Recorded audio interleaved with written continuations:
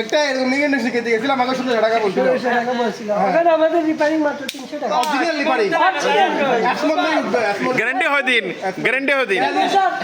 হ্যাঁ বছরের ওয়ারেন্টি 3 বছরের ওয়ারেন্টি তো ইবে দিলে কত পড়বে এটা না এগুলো সার্ভিস কত পড়বে হ্যাঁ?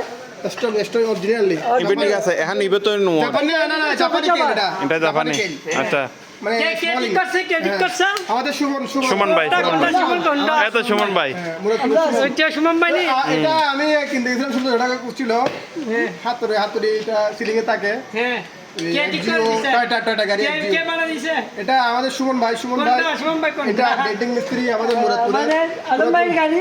আমাদের আলম ভাইয়ের গাড়ি। আমার দোস্ত মামুনের গাড়ি গাড়ি আলম।